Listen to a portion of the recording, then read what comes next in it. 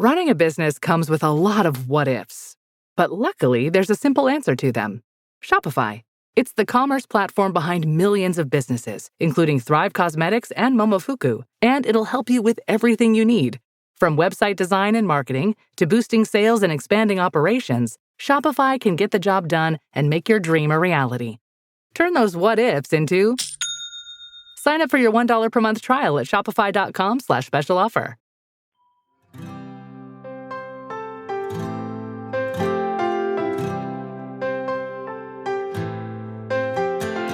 Welcome to the High Volume Hiring Podcast.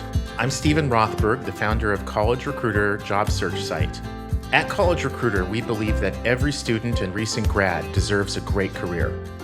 This podcast features news, tips, case studies, and interviews with the world's leading experts about the good, the bad, and the ugly when it comes to high volume hiring. Thanks for joining us.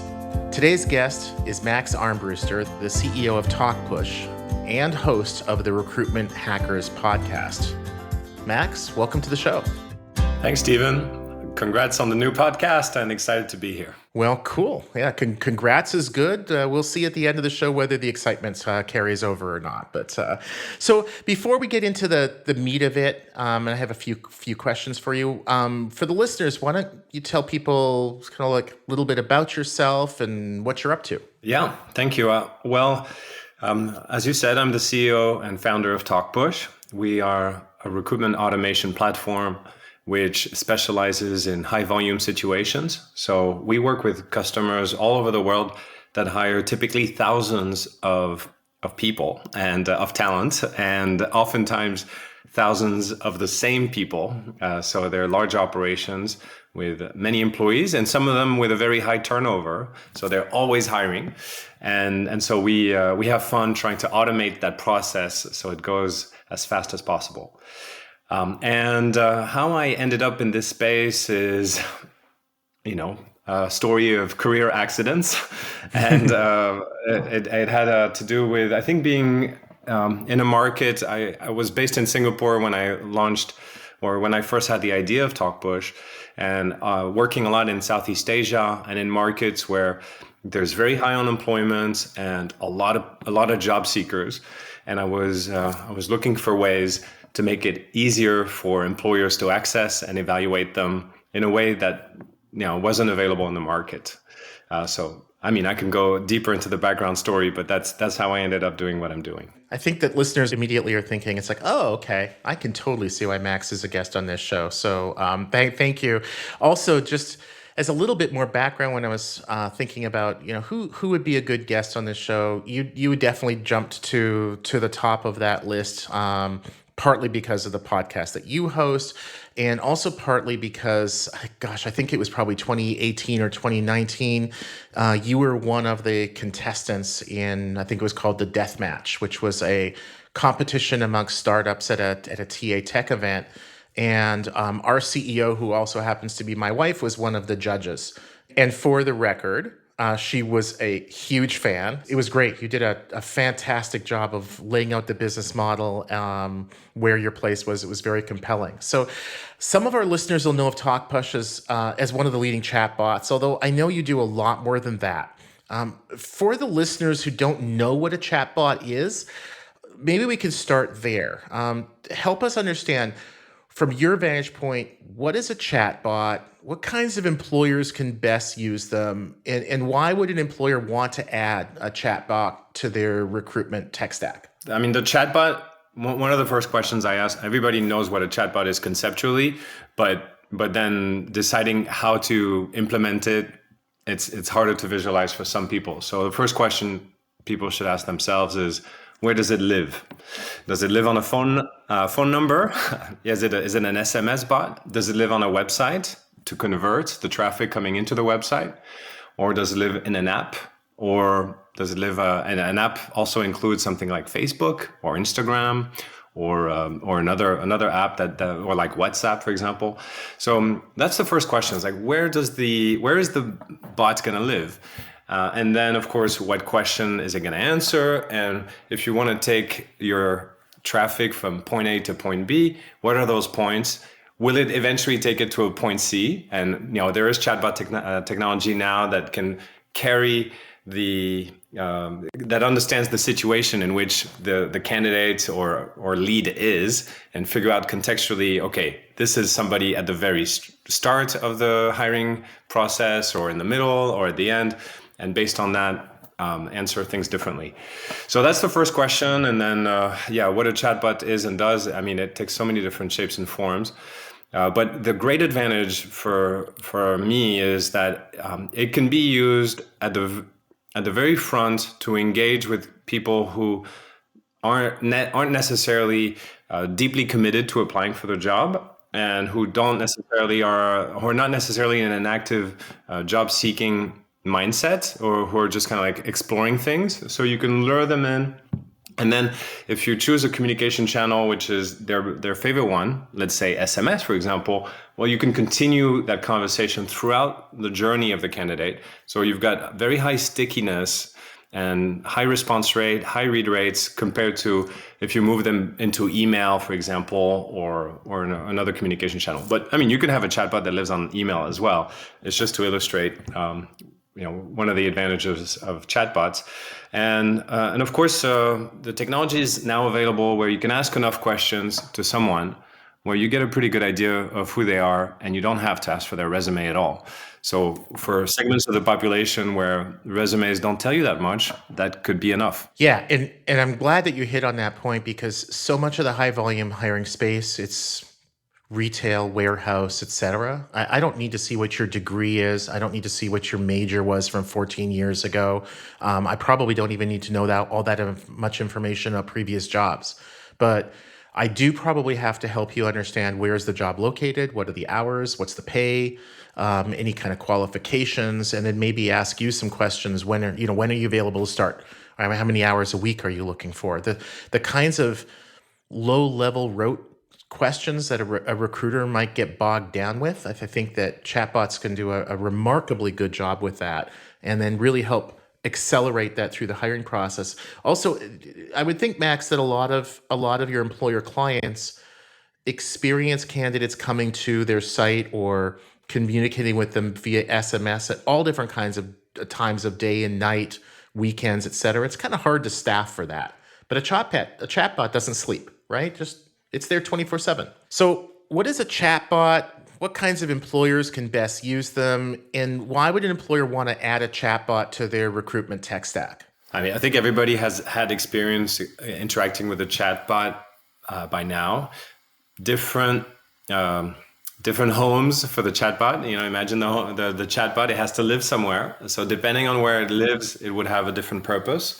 If it lives on a website, typically it's to improve conversion rates, or to bring in people with a low engagement. So if somebody is just kind of like passing through, they're not really ready to apply, a chatbot will help to increase the conversion rate. There's another type of bot which can live inside an app, and that can be inside an actual application, or inside Facebook Messenger, Instagram, WhatsApp, and other applications.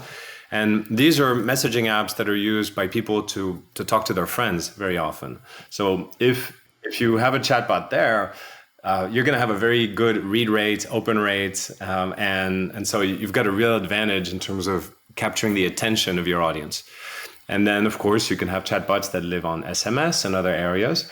And one old notion I'd like to dispel is the idea that a chatbot is text only. You can, if you're on a website or on an app, you can do a lot of things with a chatbot, including collect and receive images and voice and video and even documents sometimes. So it's really a new way of interacting, which it's a new UI. It's, the website is now 25 years old. Well, chatbots can do almost anything that a website can do in a sort of conversational Q&A format. Interesting. So if I've got a call center and I need to hire 1,000 people a year for it, I could guide them through that process, answer questions that they might have about where's the location, what are the hours, what's the pay range, the typical kinds of questions that a candidate might have.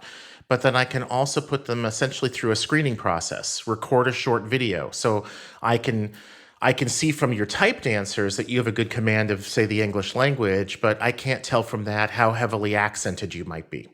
And in some environments, that's really critical. Yeah, I mean, you could consider that the father or the mother of the chatbot was the IVR, the interactive voice response system.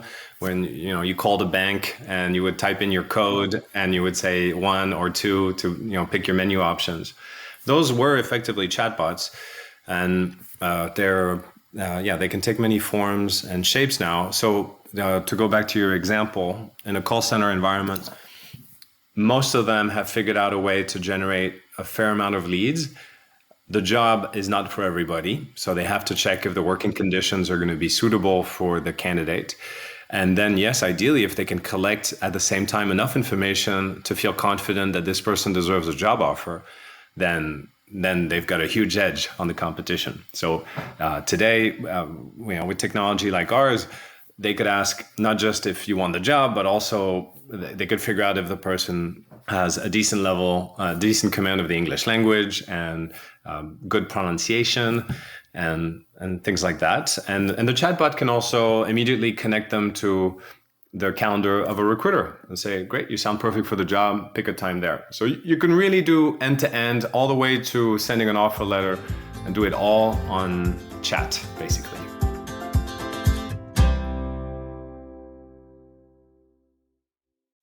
Hey there, I'm Tim Boris, host of the Working Well podcast, where business strategy meets human sustainability. If you're an executive, a leader, or change maker ready to ditch burnout, build thriving teams, and drive real results, this is your next must listen. Tune in on the Work Defined Network or at timboris.com/podcast.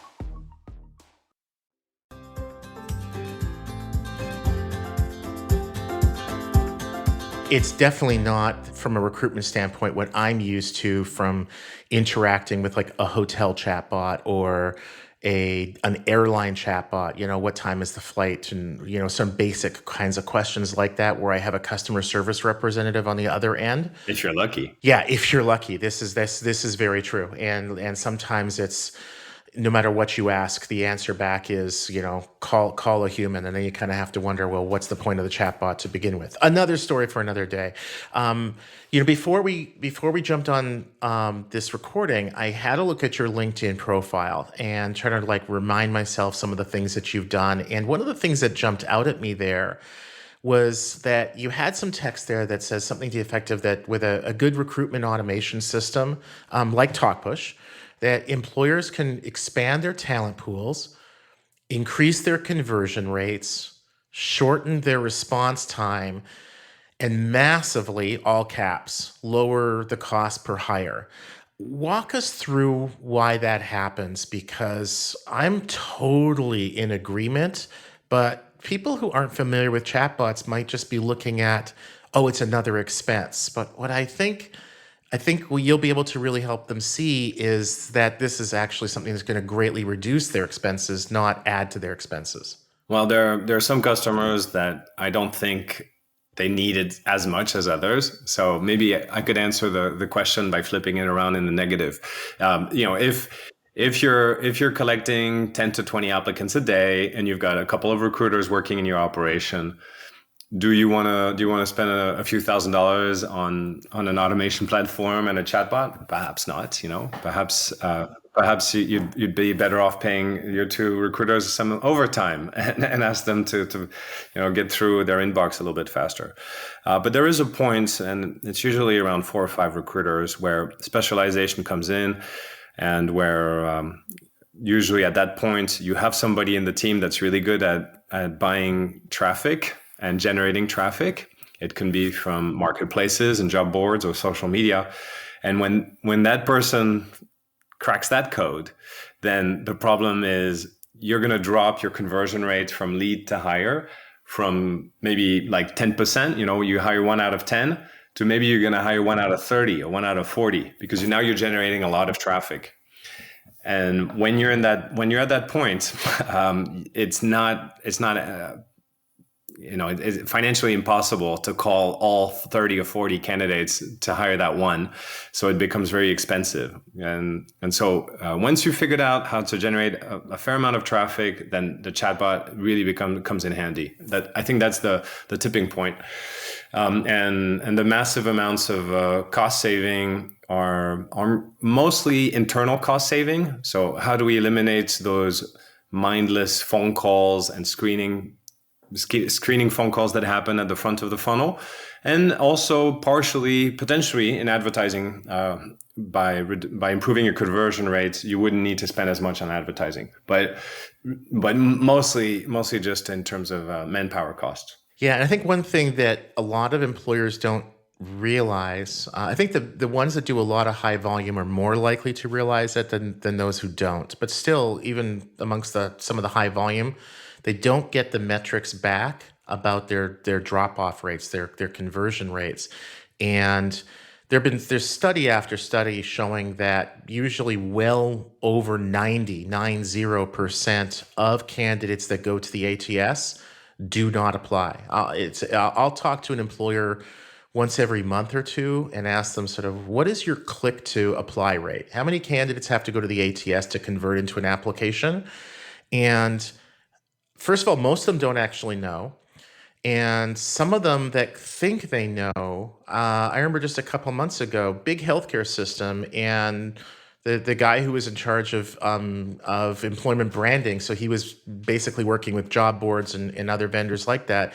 He told me it was over 90%. And it's like, there's no way. It's not over 90%. And what he was talking about was how many candidates who start the application process actually complete it.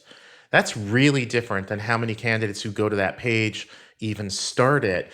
And if you can engage those people with a chatbot, then you're going to see, I think, far more starts and far more completions. And to me, that's where that much improved conversion rate, click to apply, start to apply, completion, apply completion to interview, et cetera, comes into play. So what we're really describing, I think, is where chatbots, CRMs, et cetera, sit in the recruitment funnel.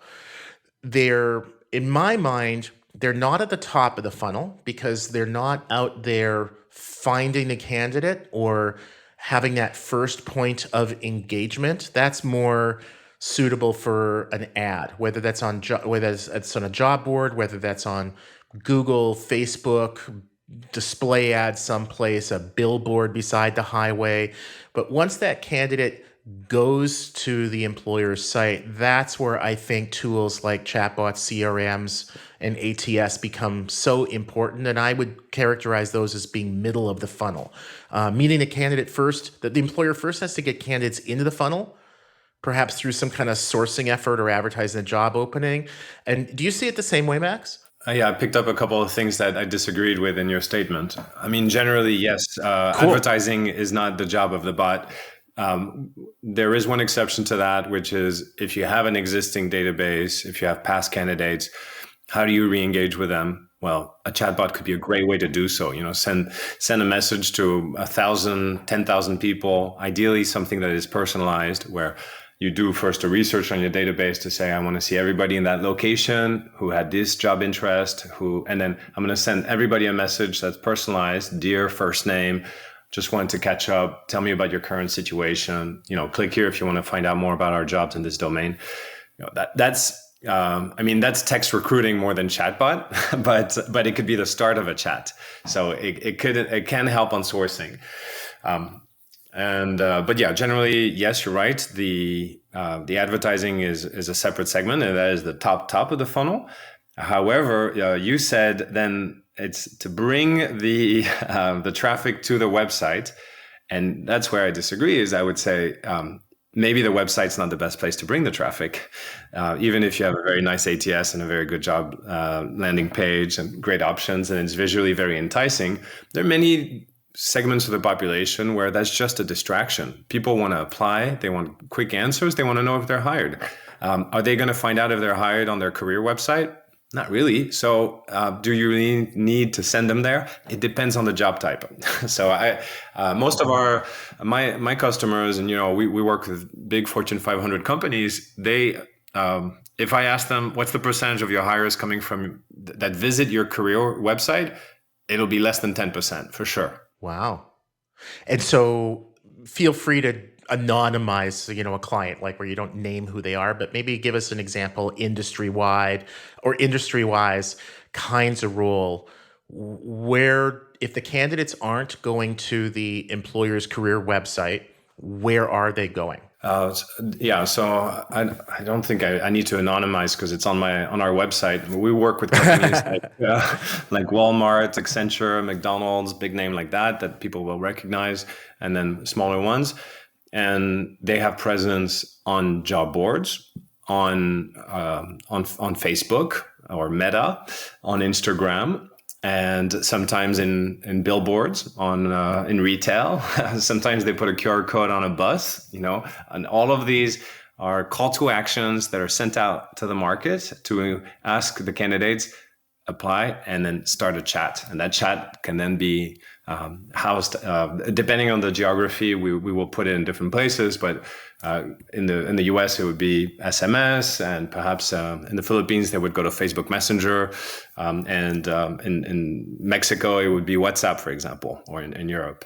Interesting. So they're walking down the sidewalk, they see a bus, and there's an ad there, and there's a QR code. They yank out their phone, take a picture of it. Most of the new smartphones are going to automatically load the browser or app if they've already got an app installed for it, and take you right to the page. And so that's going to be served by Talkpush then, right? They'd be interacting with Talkpush right from the beginning. Yeah, but they wouldn't know it. The bot is branded under the customer, but our technology is behind it. And of course, like I said, it's a bit like building websites 20 years ago. You have to personalize, and everyone has their idea of what their bots should sound like, because you want a conversation that sounds like you. You want a website that looks like you, and then you want a chatbot that sounds like you and that resonates. So, an Accenture will have a more serious tone, perhaps, and maybe a McDonald's would be a little bit more playful, for example. Yeah, no, that totally makes sense. And you've got to be authentic with that voice and not try to pretend to be something that you're not. Totally makes sense. So Max, before we leave off, listeners who want to get more information about you, about Talkpush, about the weather in Spain, whatever, how should they reach out to you? First of all, don't go to Spain, it's too hot. And secondly, Talkpush is just the way you pronounce it, talking and pushing. And I'm on LinkedIn as the CEO, so that works. LinkedIn is the go-to. Awesome. So or hello at talkpush.com. Oh, there you go. That's emails always welcome. Thank you so much for joining us today on the High Volume Hiring Podcast. We appreciate your support. Please go to www.highvolumehiringpodcast.com to subscribe for free on your favorite app. Review it. 5 stars are always nice. And recommend it to a couple people who want to learn more about how to best hire dozens or even hundreds of people. Today's podcast has been a co-production of Evergreen Podcasts and College Recruiter. A special thanks to our producer and engineer, Ian Douglas, and the rest of the team at Evergreen. I'm your host, Stephen Rothberg, the founder of College Recruiter. Each year, we help more than 7 million students and recent grads find great new part-time, seasonal, internship, apprenticeship, and other entry-level jobs. Our customers are primarily Fortune 1000 companies, government agencies, and other employers who are hiring at scale. They advertise their jobs that require 0 to 3 years of experience on our niche global job search site. For more information, go to www.collegerecruiter.com/advertising or email me directly, Stephen@collegerecruiter.com. Cheers.